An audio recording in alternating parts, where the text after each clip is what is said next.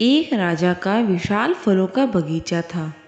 उसमें तरह तरह के फल लगते थे और उसकी सारी देखरेख एक किसान करता था। वो किसान प्रतिदिन बगीचे के ताजे फल लेकर राजा के पास राजमहल में जाता था। एक दिन किसान ने पेड़ों पर देखा कि बहुत सारे फल जैसे नारियल, अनार, अमरूद और अंगूर आदि पक कर तैयार हो रहे हैं। ये देखकर वह सोचने लगा कि आज कौन सा फल राजा को भेंट करूं, और उसे लगा कि राजा को अंगूर भेंट करने चाहिए क्योंकि वो बिल्कुल पककर तैयार हैं। और फिर उसने अंगूरों की टोकरी भर ली और राजा को देने चल पड़ा। किसान जब राजमहल में पहुंचा तो राजा किसी दूसरे ख्याल में खोया हुआ था और थोड़ा सा नाराज भी लग रहा था।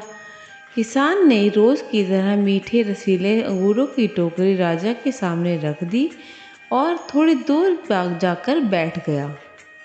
तभी राजा उन्हीं ख्यालों में खोए हुए टोकरी में से एक एक अंगूर उठाता और खाता और एक खींचकर किसान के माथे पर निशाना साधकर फेंक देता। राजा का अंगूर जब भी किसान के माथे या शरीर पर लगता था तो किसान कहता, भगवान बहुत ही दयालु है।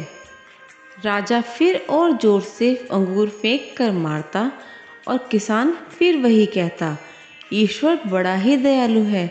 थोड़ी देर बाद जब राजा को एहसास हुआ कि वो क्या कर रहा है और प्रत्युत्तर क्या आ रहा है, तो वो संभल कर बैठ गया